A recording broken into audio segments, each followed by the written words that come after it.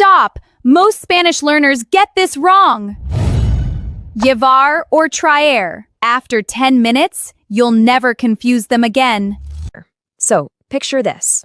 You're mid-sentence in Spanish, right? You're just trying to ask someone to simply bring something to a party, and suddenly, you completely freeze up. You know the word for cake, you know the word for party, but you are totally stuck choosing between two completely different verbs for to bring. Well, it happens, because as English speakers, our brains are basically wired to rely on context rather than strict directional movement. We just kind of assume the other person knows where the cake is going. But Spanish absolutely doesn't let you do that. So today, we are taking on a really fantastic linguistic challenge.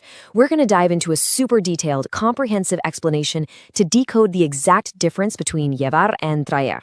We're going to use real-world directional logic so you can finally make sense of when to use which verb. All right, let's just dive right into it. Here's our roadmap for today. We've got 1, one verb, 2 choices. 2, conjugating the regular verb llevar. 3, conjugating the rebellious verb traer. 4, the core directional rule. 5, real-world party scenarios. And 6, the forgotten ID anecdote. All right, kicking things off with section 1, one verb, 2 choices. So here is where the central friction lies for, well, pretty much all English learners. In English, we keep it incredibly simple. I mean, we lean entirely on context. If I want a cake, I just say, hey, can you bring the cake? If I'm heading over to your house, I say, I can bring it. The actual verb, bring, literally never changes. We just rely on the surrounding conversation to know where the heck the cake is actually going. But Spanish refuses to let you be that vague. Spanish actually forces a deliberate, calculated choice based purely on spatial awareness and direction. You can't just translate the vocabulary word. You have to physically translate the movement happening in the real world. Seriously, every single time you speak, you have to be consciously aware of where you are standing and exactly where the object is going. It's a real mental shift. Moving right along to section 2, conjugating the regular verb llevar. Let's dive right into our first option, the highly predictable, super friendly verb llevar.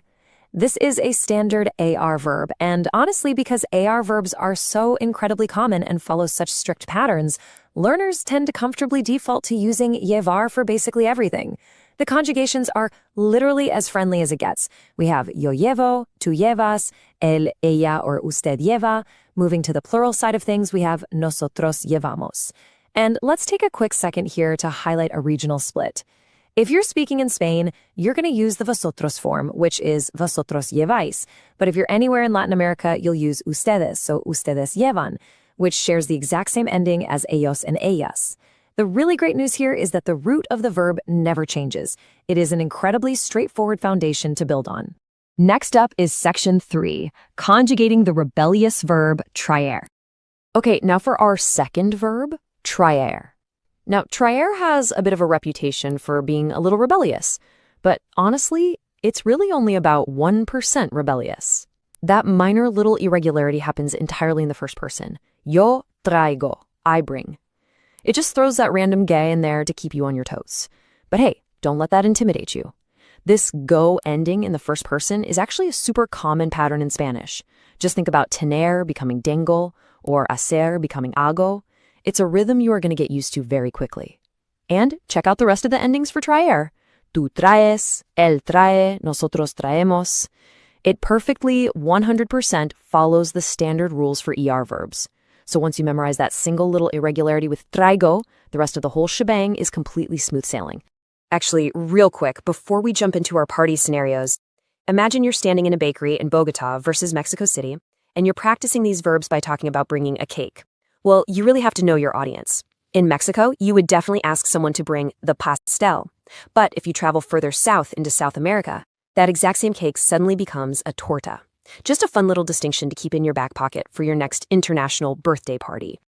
All right, getting to the good stuff. Section 4, the core directional rule. Okay, this is it. This is the absolute climax of our deep dive today. This right here is the secret spatial anchoring that dictates exactly which verb you must pick every single time. Traer always, and I mean always, pulls the object here to the exact physical location of the person speaking. It is intrinsically linked to the concepts of aquí or acá, meaning here. Llevar, on the other hand, pushes the object there, right? Away from the speaker to somewhere else entirely, linking it to allí or allá, meaning there. I really want you to visualize this. Think of traer as a powerful giant magnet located right at your feet, pulling the object directly towards you. Now, think of llevar as a delivery truck parked outside your house, driving away to drop a package off at a completely different destination. If you can lock that mental image in your mind, traer means pull it here to my magnet, and llevar means load it on the truck and take it there, you will literally never get this wrong. Let's really flesh this out in action. Time to practice with Section 5, Real-World Party Scenarios. Okay, imagine a woman, she's stressing out in her kitchen. She's hosting this massive party, guests are arriving any minute, and she suddenly realizes she doesn't have a cake. So she calls up her friend, asks, "Can you bring the cake?" Now, in Spanish, it is firmly planted at the party location. Because she is asking for the cake to come directly to her exact coordinates, right there to her kitchen, she logically uses traer. She wants the object pulled by that magnet straight to her feet, so she says, "Puedes traer el pastel?" Pull it here. But now, let's flip it perspective. He's on the other end of the phone. He's looking out the window of his own house, knowing he has to travel away from his current coordinates, and ask, "Do you want me to bring something?" In English, we're still just using the word bring, but you absolutely cannot use traer here. No way. The party is over there. He is not asking the item to come to his own house. He has to use the delivery truck logic. He must use llevar because he is physically taking an item there away from his current sanctuary and over to the party. He says, "¿Quieres que lleve algo?" Take it there. So the party starts. I want you to bring yourself right into this aisle. Pedro confidently walks through the door, beaming, excitedly asks, "Did you bring the cake?" He says, "I didn't bring it." But wait a minute. When he was standing in his own living room, he used llevar. But the literal second just freezes. The color completely drains from his face. He entirely forgot it. Now listen closely to the threshold into Rosie's grammatical reality completely altered. Because physically, here, at the party, his GPS coordinates have updated. He must switch to using traer to say he didn't bring it. He says, "No lo traje." The reference point for here shifted the exact moment he walked through the front door. This super dynamic nature of Spanish requires you to constantly update your verbs in real time as you physically move through the world. Wild, right? To really reinforce this directional rule, let's explore another everyday anecdote from our source material. Imagine a host is on vacation at her brother's house, and she suddenly realizes she forgot her camera. She calls her mom back home in an absolute panic. The host is currently at her brother's house, so she asks her mom to traer the camera.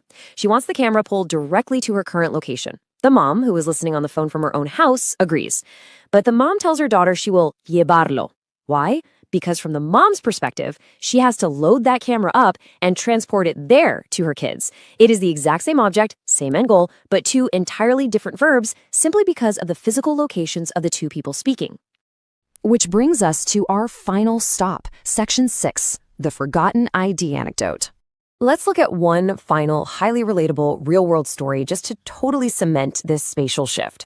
Our host describes arriving at a martini bar, a place she didn't even really want to go to in the first place, by the way.